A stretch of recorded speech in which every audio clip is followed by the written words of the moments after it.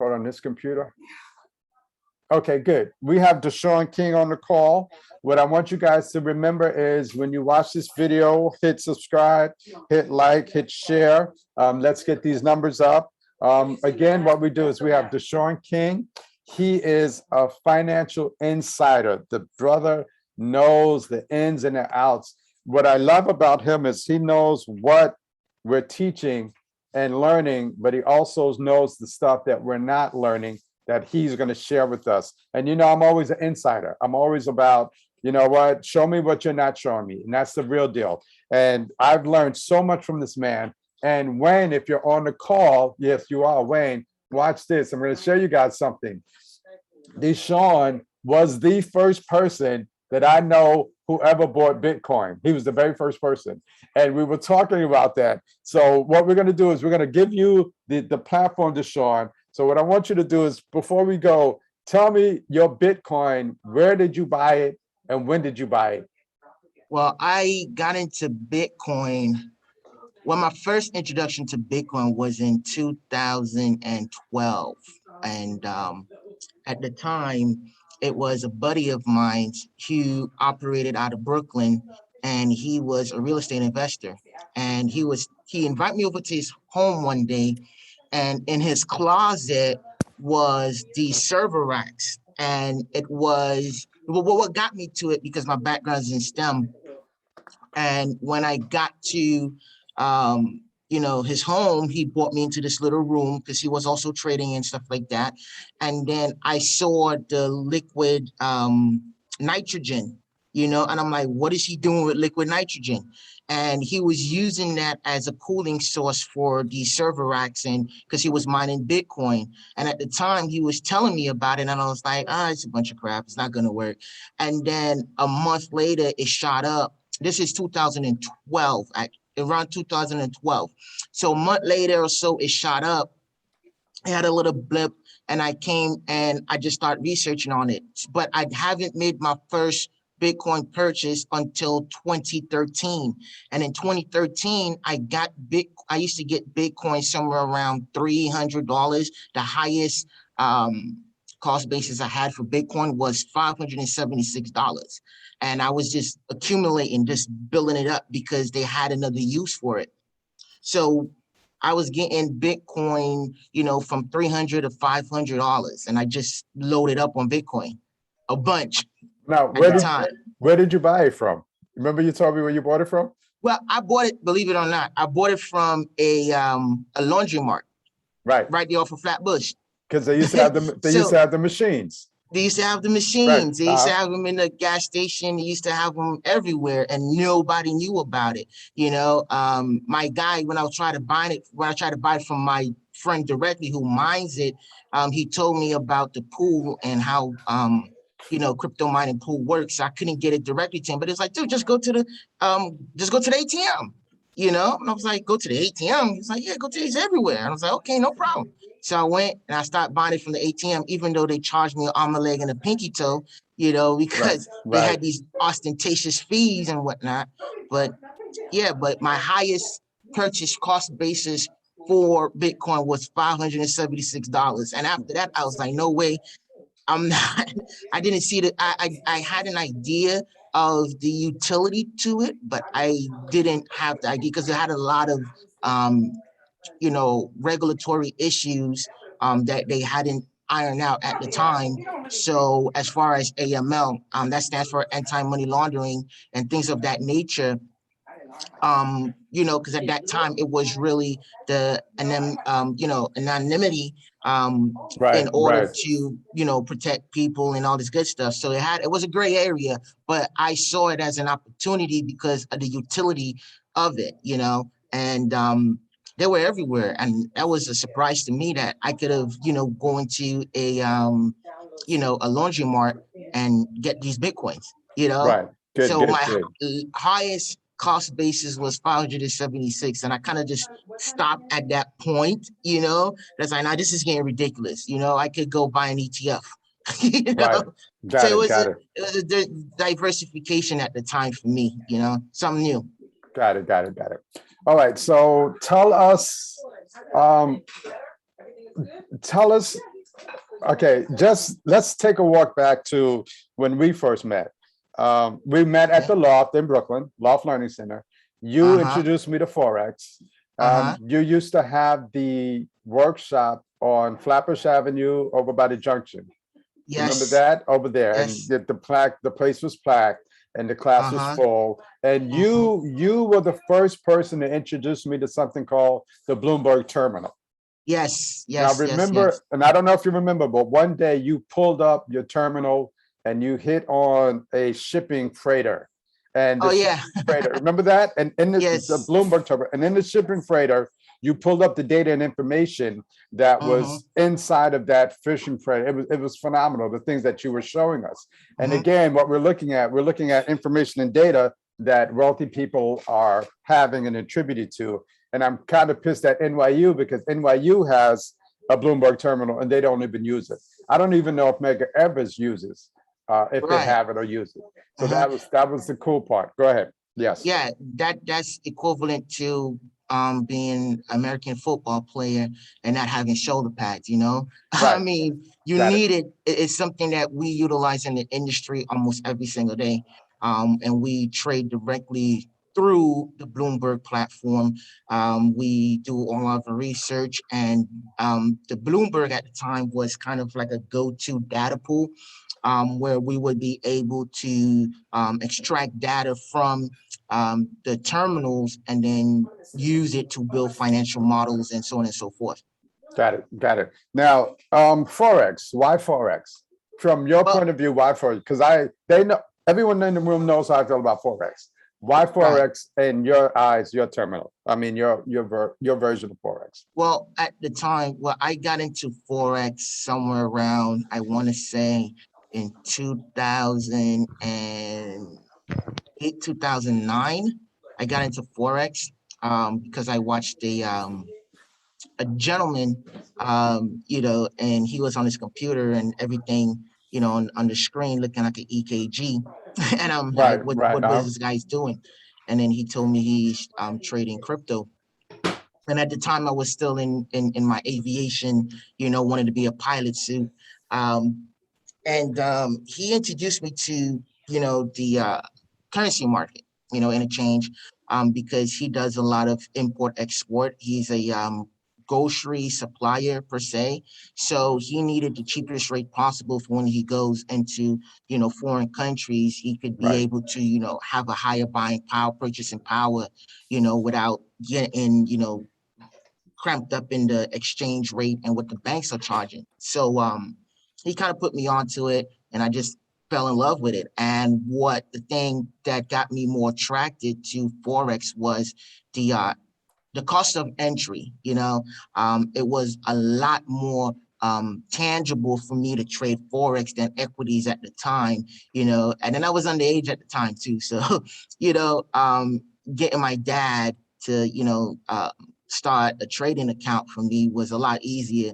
And at the time I was working and whatnot. So I say, hey, I just need to put $100 into this account. Can you open this account for me?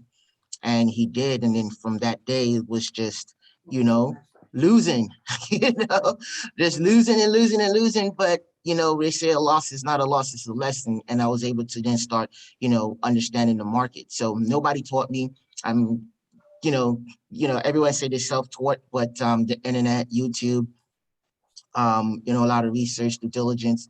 And I just, it was easy, it was easy in the sense of not easy in the sense as it's tangible. You could do it. You could put $50 in, and if your strategy wins, you can make, 20, $30 off of that. I mean, Right. that sounds astronomical because of the leverage and the margins that they allow you to have. So if I had to take that same $100 and put it into an equity play, and equities is for stocks, which is regular stocks, it wouldn't get me that far, Right. unless I Right. do some really high risk situations in the penny stock world, but that would have took forever, and I was young, high school, I needed this money back, Right. and Right.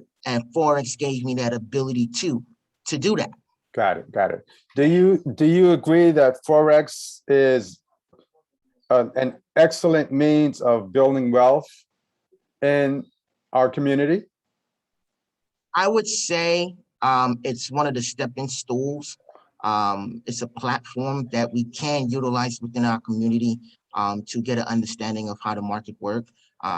There's a saying, follow the money, right? So if you're able to identify strategies and play within the currency world, you could then take that and transition over to regular equity. So I would say just because the cost of entry is a lot lower, Right, it is a right, starting point right. of some sort to you know to start heading in that proper direction, because you start to learn a lot about the world and economics and different economies and whatnot. Got it, got it. Excellent, excellent point.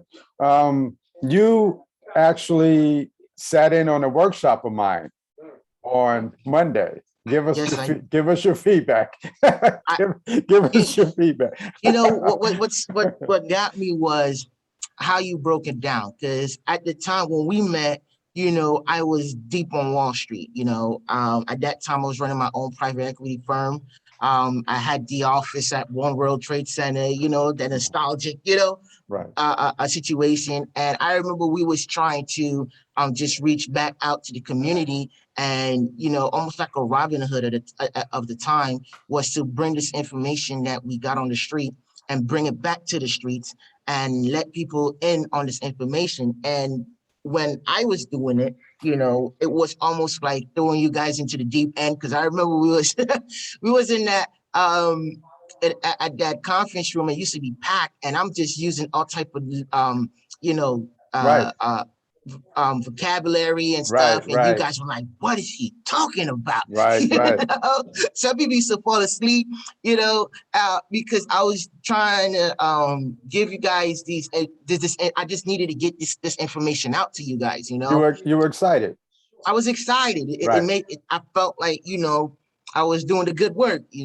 And looking at you and how you broke it down, and you start off with vocabulary and definitions and stuff, versus how we were just throwing you guys in the deep end. This is what you need to do. This is price action. This is fundamental PE ratios. And it was just it was fun. It was fun. But I'm glad you took it, and a lot of people have been circling back and saying, you know what, I like what you was doing, because I gave y'all like an advanced class on the markets and get into the markets. Oh yes, you did. And I don't know if you recall, if you remember, I asked if I could take a group of people to pull them to the side and give them FedEx, give them a Forex 101, teach them Yeah, the vocabulary, because again, I'm a big proponent on building. So we're not going to do step 3 if you haven't gone through step 1 and step 2. right. So, and that was the key. And I was able to adapt and understand and see it. Whereas I felt that some people, you have to gradually pull them along until they get it, so that they can understand it in their language and their vernacular and the whole thing. And it worked, and it worked, and it worked out. It just worked out. Yeah, it So, did, because we was just throwing the information at you guys. Just, hey, get this, get this, get this, get this. But you caught it, so that's hey, hats off to you. Because because at the time, there's like a Bloomberg terminal. We were like, what is a Bloomberg terminal? And a lot of people to this day don't even know what the Bloomberg terminal is, and right. and they don't even fathom like what it can actually do.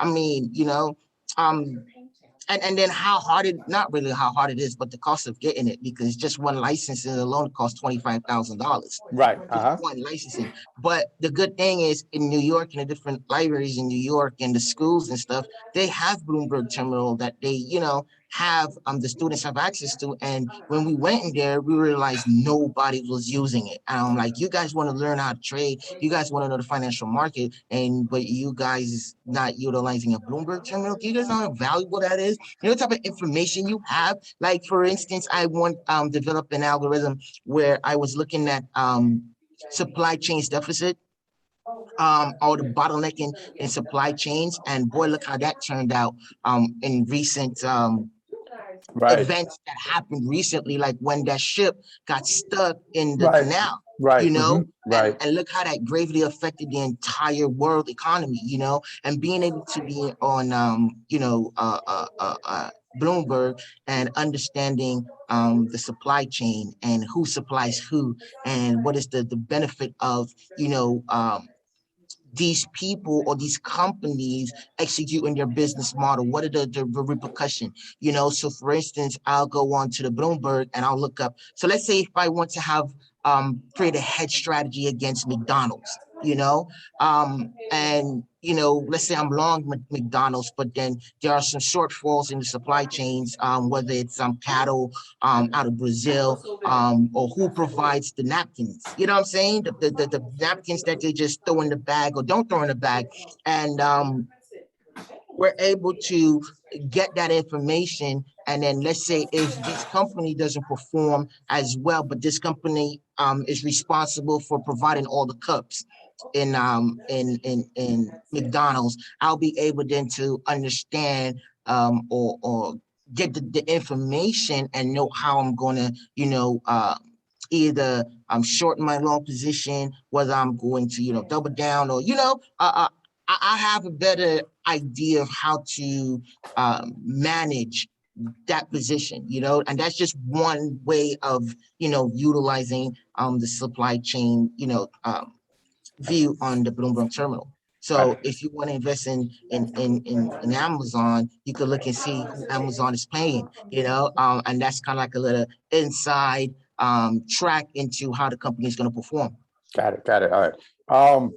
I didn't want to go too deep, but Mhm. explanation of the Bloomberg terminal and how powerful it is a tool. Understanding that price value. There's a difference when a CEO speaks to you and he asks how you got, or she asks, how did you get the information? And when you say, well, when I access my Bloomberg terminal, your information is there, they're going to treat you a little bit different than when you say you got it from so and so or Joe Blow. Because if you drop certain keywords, they'll know that you're a serious player in the game, and that's Well, that's the key. just getting access to the CEO is a big thing, Yeah, traditionally you will have to get on the phone and call, and then you gotta, fight with the gatekeeper, which right. is the assistant, Right. like, oh no, Mr. Johnson's not available today. Can you call back, or I'll leave a message, and then you'll never hear from the CEO. But as a shareholder, you're supposed to have access to the CEO. But nine Right. times out of 10, they'll just throw you off to their investment relations team, or some little management. But if you have a Bloomberg terminal, you could send an instant message directly to the CEO, Got it. and Well, then that's it. he Yeah. respond directly to you, and you'd be like, oh, okay, let me ask my question. That's it. It's kind of like the Skype for Got that it. world. All right. Got it. Got it. So okay, we're gonna get into a lighter mode now. Mhm. Tell us, you explain something to me. What are you currently working on right now? Well, currently, I am one of the principal of a publicly traded company. Um, we're traded currently on the over-the-counter market, and we're technically a holding company. So right now, what I'm doing, I'm building that company literally from the ground up. Um, I know it's kind of surreal for me to even say that out loud, because sometimes you go through life and it's just like, oh yeah, I'm doing it.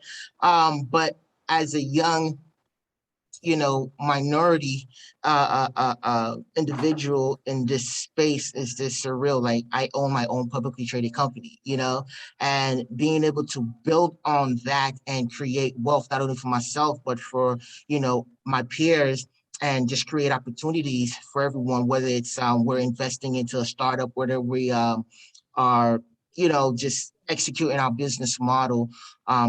It just give us a lot of flexibility and access to things that we would never have access to. So having a seat at the table is one thing, is what do I do with it? So I'm working on a bunch of projects within the community. Our company structure as a holding company. And so we are flexible on what type of industries we can get into and what we can expand on. Tell me about your shipping company. Well, own a trucking I company. took it, yes, Uh, because I want the group to see how it's not just one avenue of building wealth and one avenue of business. There are several things that you can do at a multifaceted level, and certain things that you can do. Just because you're doing this doesn't mean you can't do that. And that's the key. Yes. Right. You know, so all right, so we got to start back from kind of the beginning, okay? So before this guy, I stepped on Wall Street. I wanted to be a pilot, went to aviation school, you know, went flight training, did all that. And I got to the realization of, you know, there's a, you know, it's just like what you said. It's many ways you can accomplish the same goal, and there's many different things you can do. So while I was in my training, I had access to well, I wanted to be a commercial pilot. So I had access to the world of private aviation, you know, Right. and then I got access to the world of fixed base operations. And those are pretty much like miniature airports and the gas stations for private jets. And then I got in from there. That led to me being a financial analyst. Then that led to me, you know, doing feasibility studies on where these little mini airports and private jet gas station could go. And that led me to Wall Street. Right. But one thing that stuck with me was always logistics. I always had a bug in me that I always wanted to own a warehouse. You know, I always wanted to be in the transportation of goods and individuals and service, you know.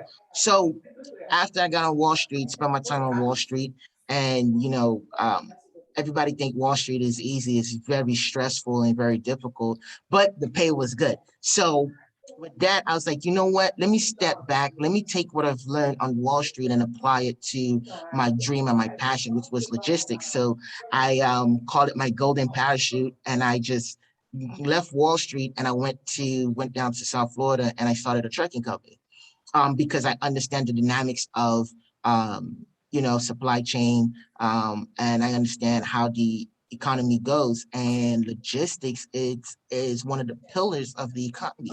You know, Right. Right. everything Right. you see, everything you touch, everything you ate came from a truck. There's no argument about it. That's just what it is, you know. How you think it gets to Walmart? It's a truck. So with me understanding the kind of inside of how things work, with my Wall Street background, I was able to start a trucking company and grow that trucking company, and that led to other things. As far as opportunity goes, it just opens up the world of opportunities for me as being one of the pillars of the economy. So that allowed me to turn back around and head back to Wall Street with this idea of, hey, we got a industry that is a necessity to the entire country, and there's a bunch of opportunities as far as technology goes, you know, and just straight a cash flow, a cash positive business, and you know, we were able to then grow that, you know. Oh, excellent, excellent, excellent. So I'm going to open up the room for questions, but before we do that, I want to ask, um, give us some key points for budding entrepreneurs, budding people who are looking to step into the world of being self-employed, and give us a couple of points that you've learned that are going to help us move to the next level, please. Well, the one thing that I can't speak for everybody, I can only speak for myself, right? So my biggest thing is passion. Okay.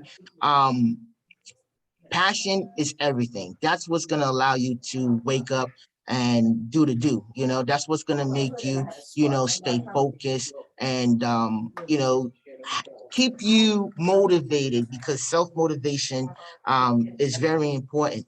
And I hate to be, you know, all, you know, generic or vague as possible. But it just put it like that, just being able to, like, when you're passionate about something, you go extra, you go the extra mile, and you say, okay, I want to know this, I want to know that. And then, you know, and then you will find yourself one day where it's like, oh, I'm finally getting to do what I want to do, you know. And just off of passion alone, you could thrive and you could have many successes in life just by being passionate about what you do. Now, how do you get to passion? You get to passion by things you like. things you do, things you enjoy, and using that interest and turning that interest into passion allows you to actually, go out there and start seeking the information on how to get there. So if you, like, for instance, for the females in the room, if you like cosmetics, and and you like the shade of lipstick, and you want to go out and you're going to figure out, okay, I like this. I like what the pigmentations are and so on and so forth. Then you're going to start researching of how they make it and how they create it. And then you're going to aspire to have your own one day. And then that just that inclination alone is going to make you, like I said, automatically do things that you won't normally do if you wasn't passionate about it. So that it wouldn't allow you to go and start doing the research on how it's made or the brand, and you know what I'm saying? So at the end of the day, passion matters a lot. So if you're not passionate about something and you just see it as a money play, it's not going to work. I've tried that. Trust me, I've tried. I've seen some things where I saw a financial opportunity, but I wasn't passionate about it. Right, So a lot right, of times I just threw money at it and say it's going to work. It's going to work. I did my research. It's going to work. And because I wasn't motivated, I wasn't passionate about it. Guess what? After a while, when things start happening, which will happen, I just like, you know what, forget about it. I'm going to do something else because I wasn't passionate about it. And then that right. allowed me to, I won't say accept the word failure, but allow me to learn on why it didn't work, because it starts with you. You're not looking for, your HR department to cut you the check. You have to go out and you got to make the check. And if you're not motivated to make the check, anytime something happens, it's going to discourage you from getting where you need to be. So all my entrepreneurs, first thing first, don't look at the money. Do not look at the money. And it sounds cliche. Don't look at the money. Look at the journey. Look how you're going to get there, because your passion is going to take you a long way, because you're going to figure out a way how to get it done. So if you have an idea and you don't have any money, some way, somehow, you're going to look to skip a meal or two. Not to say that's the healthy thing to do, but you're going to get it done. You're going to do it, So that's my thing. And that has worked for me on everything. If I'm not passionate about it, I'm not going to do it at Got it. all. Got it. It's real simple. If you look at, I don't know if you ever had a plant to the room, and if you did not show that plant attention or show that plant any type of love and affection, the plant will not grow.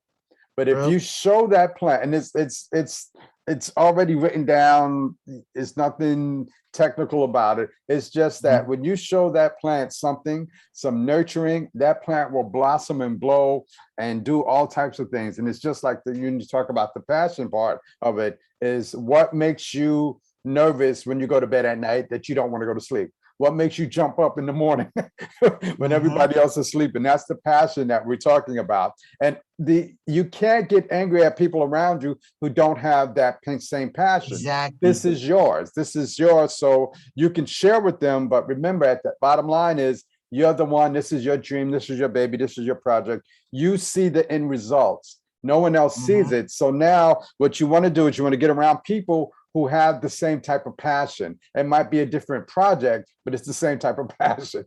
So Well, now, you go can ahead. you can utilize that, not to cut you off, but you could utilize that. You could utilize other people's passion to help you attain your goal. So for instance, I had a good friend of mine, and he was into graphic design, and at the time I was starting up a charter company. And he was always talking about, hey, dude, we need to invest in this, we need to get this, we need to get that done. And I wanted to create a jet charter service. And I was able to tap into his passion and have him do, all my graphic work and my websites and, all this good stuff. And he was just ecstatic about it. And we became partners and we grew that business till we sold it. Got it. So you can, yeah. So you may not, for your idea and for what you're passionate about, you may not find somebody who is passionate about that particular thing. But if you are able to dissect what you have and then identify what you need, and you find people who are passionate about what you need, you can put it together. And sometimes if you don't have no money and you can't afford people with particular skill set, just because you're passionate about it, they're like, you know what? I like doing it. If you're able to,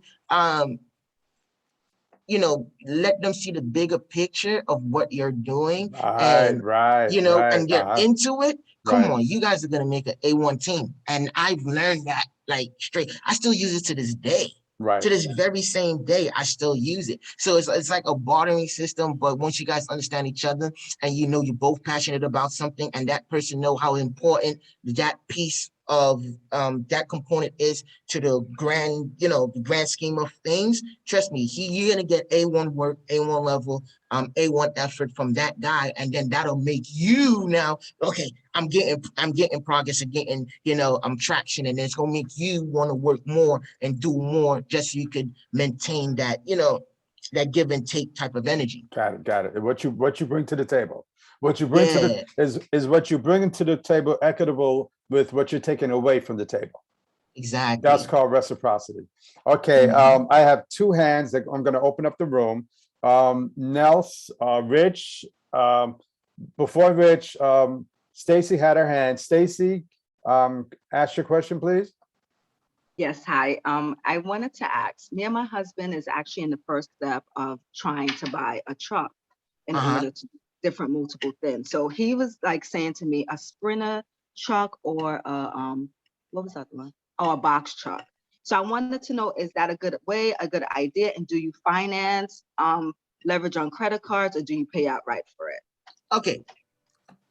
That's okay. So that's what I'm passionate about, right? So you got me there. Okay. So for once, you have to look at the opportunities that you'll have access to, right? So I'm gonna give you a little insight, right?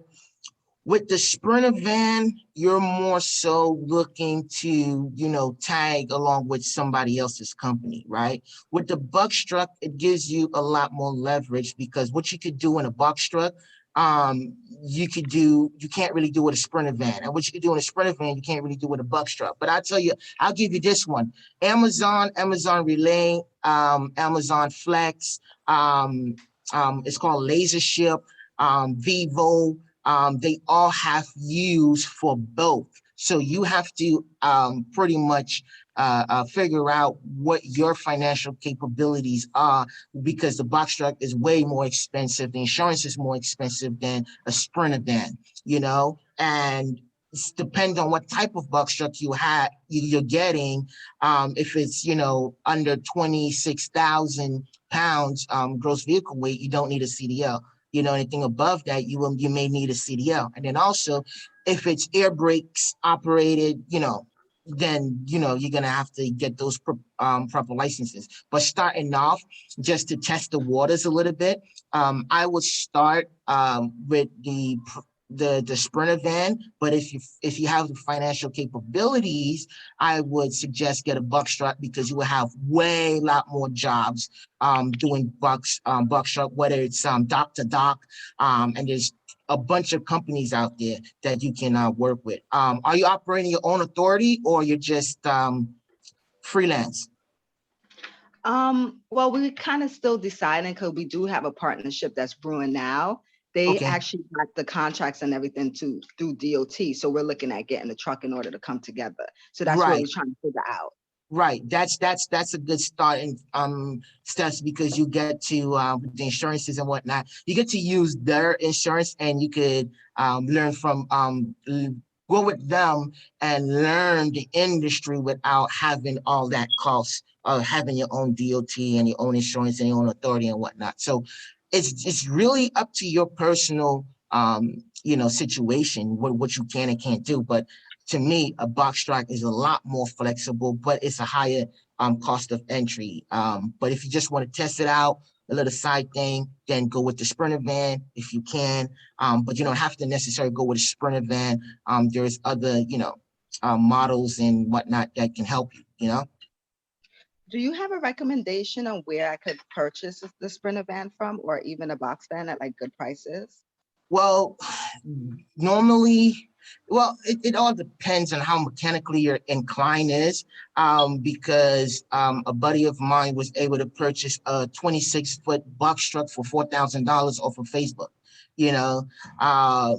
and then he had to do a little bit of work, to get it up and, running. But as far as, once again, it all depends on your situation. Are you able to afford some cash? Because if you go to the secondary market, you know, if you go to a dealership or whatnot, you know, you got to run the credit and so on and so forth, down payment, finance it. Or if you could go on Craigslist, Facebook Marketplace, OfferUp, you could probably find something that's used and you could potentially buy it cash, you know, but then you have to do the inspection and make sure you're buying something that's good. So to be honest with you, it's not just a one fit answer. It's how bad do you want it and how far you're willing to go. So me, if I was in your position and I'm working with a limited budget, I would literally scour everywhere, Facebook Marketplace, everywhere. You know, go to the dealership, see what type of deals dealership is willing to offer, especially with the sprint events. If the vehicle been on the lot for a long time, you know, you can go and negotiate. You know, so if you're using the internet to search and you can see that this been on the market for 200 and some days, or you know, over 60 or 90 days, you could go potentially go and negotiate some, you know, for yourself. But it all depends on your situation and how urgent you want to get into the market, because sometimes you could just wait and just keep an eye out and find a deal, you know. So it's all up to you. But my first go-to is, you know, OfferUp, Facebook Marketplace, because there are deals to be had over there. You know. Thank you so much. Yes, thank you so much. That was great information. Thank you. And Stacy, you might even want to try the car auctions. Yeah, the auctions. Yeah. Okay. Yeah. Yeah. Got it. Thank you so much. Thank you, guys. No problem. Rich, you're up next. Thank you, Stacy. All right. Deshorn, thank you so much for being here. You're exciting me already. Look, my pleasure, man. I started last year with Charles in the Forex class, which I promptly quit because I was positive that I couldn't do it.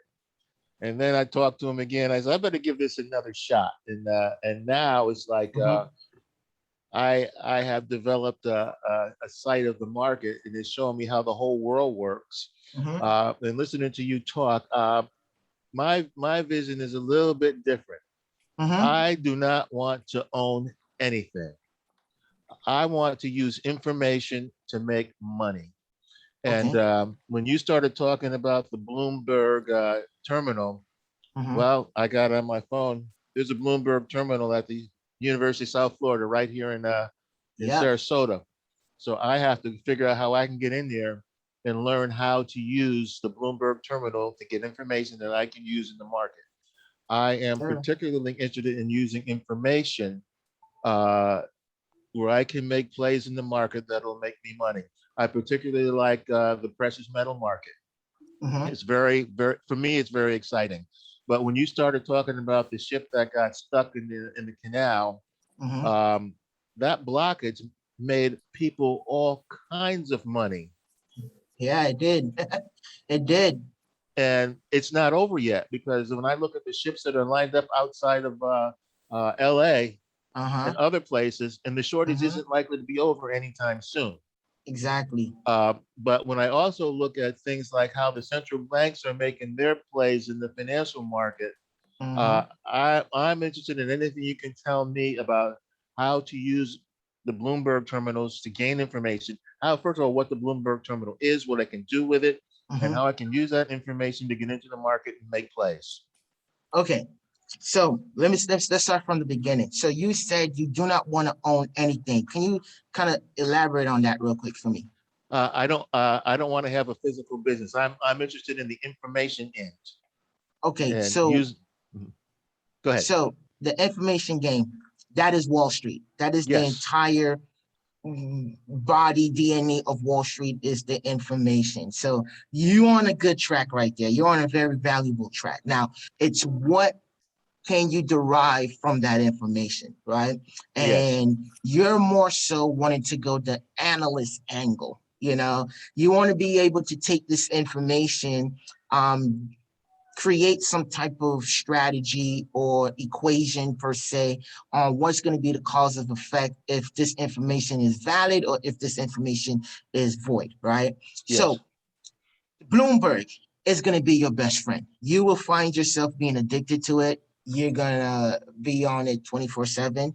It is a steep learning curve because of the codes, and it seems complicated initially, but it's going to be a large learning curve. But straight out the back, you're going to have access to information that is not readily available on the internet. People sometimes use the Bloomberg to create information that they then post on the internet. So you can create research papers, and you can also create algorithms.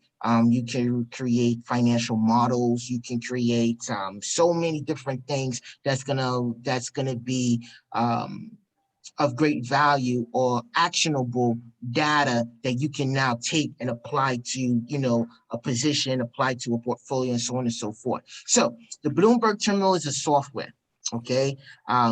That's created by the, Bloomberg empire, Michael Bloomberg, of course. And it is a software that allows companies to display relevant information. It has data models, it has data sets. So for instance, if you're into collateralized backed securities, right? And you're into the mortgage game. So for instance, a person who sells mortgages, okay, you know what? Let me make it way simple for you guys, because I don't want to go too deep, because I have a tendency of going too deep because there's a lot of information out here in here that I'm going to just throw on you and I'm going to leave you lost. So put it like this. For the major corporations that runs the world, right? And because they're publicly traded, a lot of the information they have to disclose to the public, right? It's everywhere, okay? So Bloomberg goes out and they find all this information and they compile it into a profile. So if you're looking at Apple, for example, everything you could think about Apple's, from Apple's earnings to revenue to sales to supply chain to demographics, they go out there and they take all this information and they compile it into a profile that's only accessible on Bloomberg. Because that's their proprietary algorithm that goes out and source the information, their proprietary everything, all right? And if you go on there and you type in the word, you type up the Apple, and the Apple profile pops up. When Apple profile pops up, you can then start dissecting every single nook and cranny of Apple. So if you're trying to figure out, okay, who supplies the microchips of Apple, because you have an idea that, well, if they're going to come out with the new iPhone 13 and it's going to be or not even go that far, just try to find out how much iPhones they actually sold in the last quarter. You can go on there and start dissecting those different, components of Apple via the Bloomberg terminal. And then you can also execute trades as well on there. So it's just it's a suite of softwares and different utilities that you can use to figure out whatever it is you're trying to figure out. So you're in the information business, you're trying to get information, but what information are you trying to get, and why are you trying to get it, and what is that information going to do? So for you who don't really want to have a physical business, but more of a insightful business, Bloomberg will be your best friend, and you should be able to go down to the school. And I'm not sure exactly how you're going to get in to utilize it, but yeah, I think that's something you should try. The other thing is, if 25 of us wanted to get together and put $5 a piece together, could we get our own software? Yeah, of course. Yeah.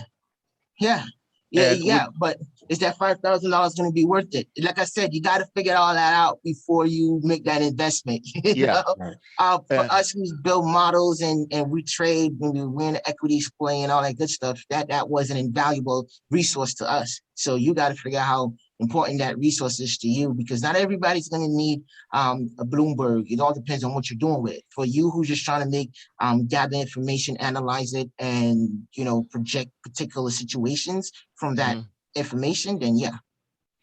Was there any particular thing you would suggest as a reading list? As a reading list, YouTube, Google, simple. Okay. Google Bloomberg terminal, how to, simple. You know, don't overthink it, man. Okay. Because sitting there and telling you what Bloomberg and the different shortcuts and codes and stuff is not gonna help you unless you have an idea, a master plan. Because when you get into it, it's going to be ridiculous. It's going to be, I'm telling you, it's going to be a steep learning curve. Some schools offer courses on being Bloomberg certified. So it's not something you're talking about a monster here. Okay. This is what hedge funds use to make decisions. So it's not something you just going to come on and say, hey, I'm going to know.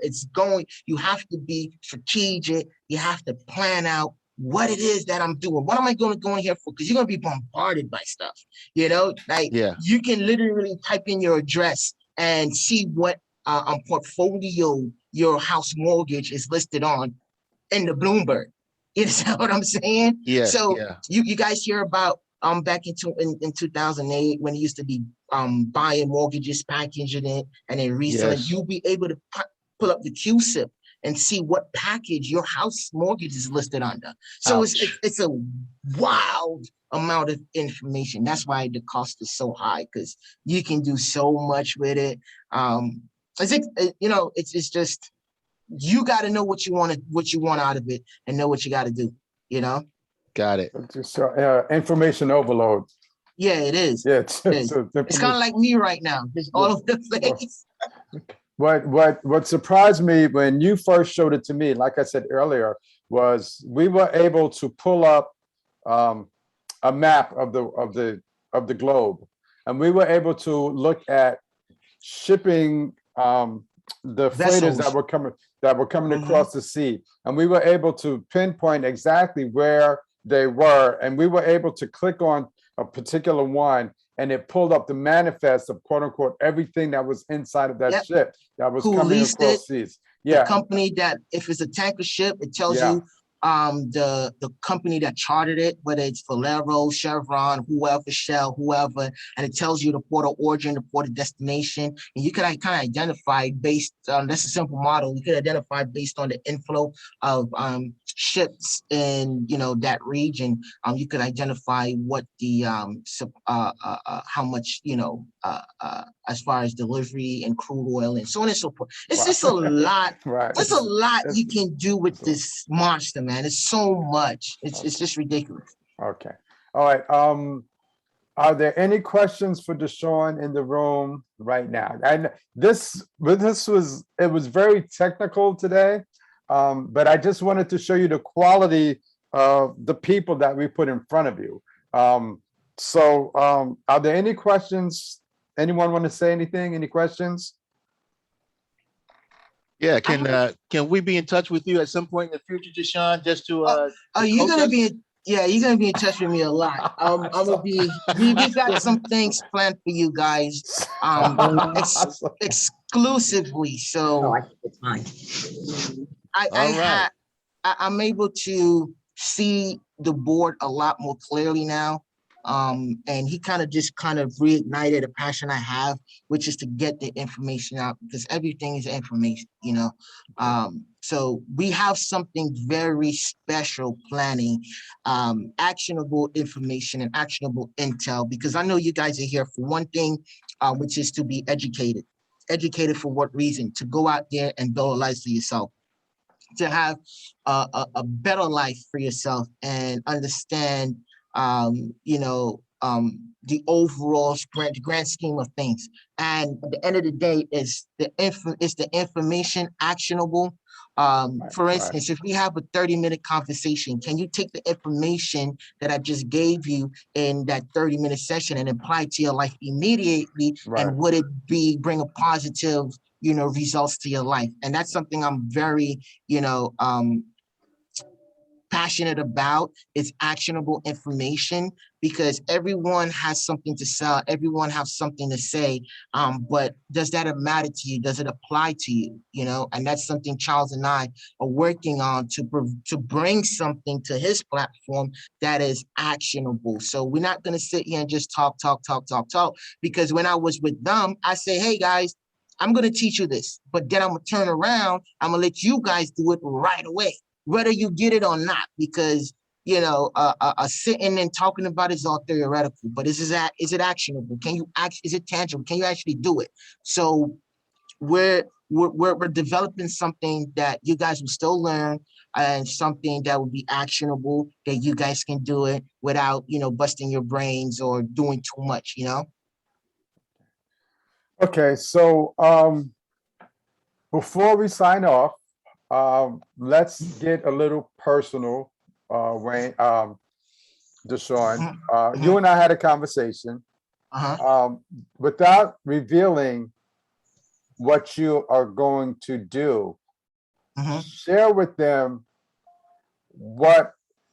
how you felt when you called me back after the workshop. The passion, the reigniting of your passion. Tell the room how you felt, and not telling them what you're going to do, but Sean, Deshorn is going, he and I are going to be working for the next 3 to 4 weeks. And he is going to teach me something that is mind blowing. And but without going into detail, just talk about the passion of that and what's happening and the future of Sunday school, the future of us, the future of where we're going. Okay, well, without going into too much details, given, you know, letting the cat out the bag. Okay, so when you call me, well, first of all, you just hit me up out of the blue, right? Right. So I was like, oh, you know, hey, it's Charles again, you know? And I was like, oh, snap, I ain't talked to you since 14, somewhere around that time. And you told me what you was doing, and I was like, dude, this is awesome, like, you know. And you told me and how you took it and you ran with it, and it made me feel like, you know, I actually did something, you know. And that just reignited, you know, my yearning to get back and just provide and bring information out to the world, you know, information that is not readily available to, you know, us, you know. And where I'm sitting now, it gives me insight to like I said, the grand scheme of things and how the world really works. You know, like I've been on Wall Street, I've been a broker, you know, I've been, you know, fortunate to have my own private equity firm. I've been able to, you know, meet with a lot of movers and shakers of the industry. I've been able to have billionaires on my, you know, a call list, and who's actually calling me for information and insight. And I've just, you know, and where I'm at now, you know, gives me a inside track to how things really work and what the market is really like, you know, and just having the ability to, you know, just having to sit at the table, per se, you know. For instance, I'm gonna just let this out right now. As we sit, my company, we have SEC approval to raise $20 million a year forever. Okay. And once we execute our business model, then we can get audited, and then we'll be able to raise $75 million a year through the public markets and so on and so forth. And just having the ability, or just having that access, you know, to capital could help a lot, especially our culture, and then help increase that flow of information to the people who actually need it, because the decisions are being made on your behalf. You don't have a say. And being able to bring this information back and display this information for you guys, so you guys could then realize that, oh, I actually do have a say, because I could actually take these actions right now and have a say in the grand scheme of things. So it's just, you know, something that I've been kind of sitting back on, because I've been, bombarded, and I have so much responsibilities, and, you know, barely have time. And Charles came in and I figured that, like I was saying earlier, his passion right now, it served both of us right now, because I'm passionate about something that is related to what he's passionate about. So we're going to come together and use that passion to bring you guys valuable, actionable information that, it's going to potentially make you guys' life, your guys' life a lot better, or at least try to improve the quality of life, Got it. Got it. Thank you. Thank you very much. And again, all simply because the connection. We're here because of something that happened. We talk about seeds and we talk about the plants and we talk about sowing and we talk about the things that we do today, and we don't know what's going to happen, but we make sure that we put those seeds and we nurture them so that when we get ready to reap the harvest, we're not surprised, we're not shocked. I thank you, Sean, because we did this already, but I'm saying publicly, I'm thanking you because imagine when we first met, where we would be right now if I did not do what I was supposed to do. If I did not learn from you, if I did, and mind you, there is an age difference. But imagine if I would have been on my high horse, my thinking going like, I can't learn from this young brother. But I took what you and I understood it, and I took it, I gravitated, and I got it, and I tried to disseminate it throughout. But understand that when it all comes down to, and I keep telling people all the time, do your part. Do your part, because if you don't do your part, we can't do our part. And that's the thing. True. So now what happens is, if you want something, what are you bringing to the table again? We talk about reciprocity. Are you taking from the table more than you're bringing to the table? That's not fair. So you get better so that when you come to the table, you can give more. So we can give you more. And that's what it all boils down to. So that's my soapbox moment, my pet. So that's my pet peeve, knowing that you have to give. Appreciate it. No, I appreciate you, man, because like I said, I remember those times we was in the room and we was trying to learn it, and you were moving so fast. You were like, oh my gosh, oh my gosh. And I told you this before, a lot of my trading techniques and personalities come from you. You know what? One of the main things that you taught me is get out. Get out of the trade. Get what you want and get out and shut down and come back tomorrow. Because if not, what you just gained, you're gonna lose. Hey, guess what? We're human, right? So I listen. We have, it's so funny that you mentioned that, because I fell victim to that just a few weeks ago. Got it. Right. I just get out. I was in a position. The position was running.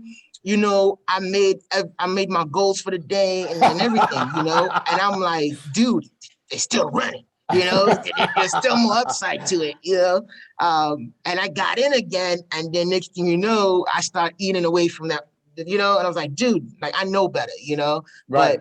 You're right. Sometimes it's hard to do, because you might be up and you're like, hey man, it could go a little bit more, I already made it for the day, and then you start doing, going against yourself, and then it's like, oh my gosh, what am I doing? I know better, So It's crazy that you mentioned that, because I still fight myself with that to this day, Right. I remember quick story. I remember someone, and I went against my whole habits, and I was trading one night. It was about 8 o'clock at night.